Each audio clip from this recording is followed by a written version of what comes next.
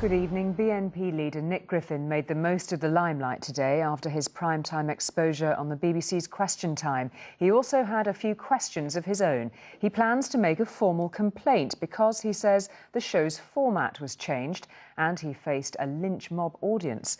Tonight, though, the first poll taken after his TV appearance suggests that more than 20% of voters would consider voting for the BNP. More on that in a moment. But first, our political correspondent Lucy Manning, who spent the day following Nick Griffin to gauge his and the public's reaction to last night's events. Next question time on there. Nick Griffin has 8 million reasons for that smile on his face, record viewing figures, though he's decidedly more comfortable out on the streets of Essex than in the Question Time studio. It was a set-up. It was all right, though, wasn't it? It was all right. Well done. Thanks very much. Did you watch it last night, sir? Yes, I did, yeah. What did you think? They set him up. Why did you say They that? tried to set him up. They were trying to put words in his mouth, things he never said. A bullied, victimised minority. The BNP leader's rather surprising reaction to his treatment on the programme last night. Today, he had a bit more protection. You thought you were getting good publicity, but actually you just got a bit of a going over, didn't you? Well, I thought I was going on Question Time, and in fact I went into a lynch mob. Do you regret doing it now? Because you didn't come out very well, did No, you? I don't regret it at all. It was an audience full of new immigrants, he claimed, and he's complaining to the BBC. Why not come down and do it in Thurrock, do it in Stoke, do it in Burnley, do it somewhere where there's still significant numbers of English and British people left, where they haven't been ethnically cleansed from their own country. Some would say that's racially challenged sour grapes after an audience who didn't shirk from challenging him. When Nick Griffin says that London is no longer a British city, that gives you an insight into what a twisted mind he has. And while some think the BNP leader was exposed by his answers, those who have spent years fighting racism think he should never have been given the chance to face the questions. Well, the BBC, by putting Nick Griffin on, gave the BNP their biggest platform, allowed them to hit the big time in their own words in a way they'd never done before. So they will have gained considerably out of this, and that's why I think this was a really bad mistake by the BBC. What did you think of him? And it's the viewers who will soon become the voters. He's got his views, isn't it? Everyone's got their own views, so that's what I was saying. I didn't like it. I turned it off. I think people can now see him for exactly what he is. Which is? I think he's a racist. Nick Griffin can complain about the BBC, but multiplied by millions, it's put him just where he likes to be. Lucy Manning, News at 10, Thurrock.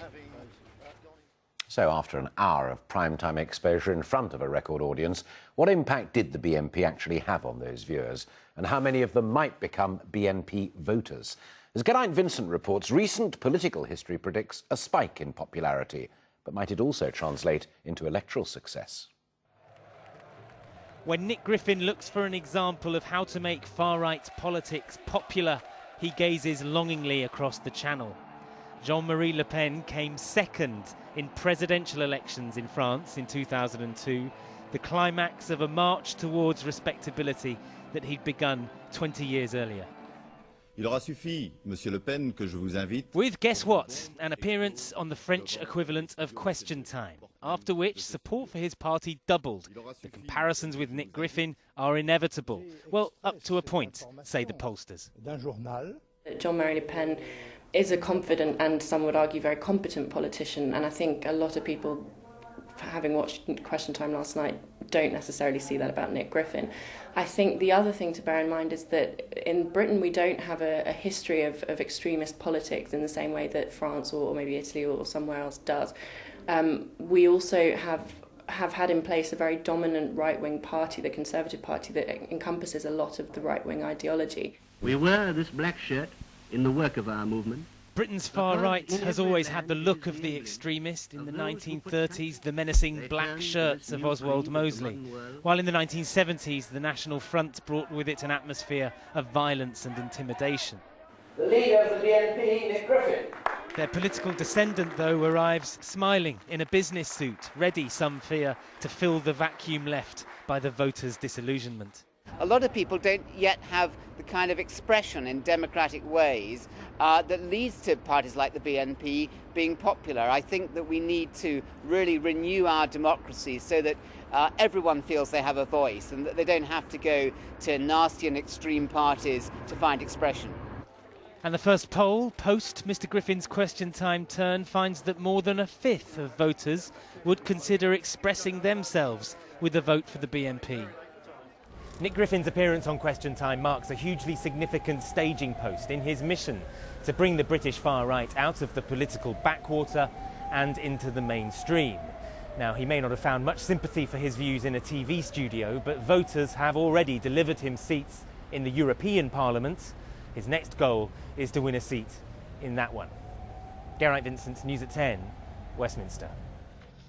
Well, to our political correspondent, Lucy Manning now, who's back at Westminster this evening. Lucy, as Geraint was indicating there, the first poll's been taken. What does it show? Well, it is what ministers feared, but you have to put it in some context. The 22% of people who say they would consider voting for the BNP, that's not just at general elections, but at European and local elections as well. And already in some parts of the north, in local elections, the BNP in some areas are getting 20 to 30% of the votes. But it is, as I say, what the politicians feared from this. Many people I've spoken to today didn't think Nick Griffin had a good night last night, but the publicity, the exposure, I think has outweighed that. Voters will look at this and either be dismayed by what they saw, or possibly they could have some sympathy for him, for the victim that he's portrayed himself being bullied. That could translate into more BNP votes. OK, Lucy, thank you.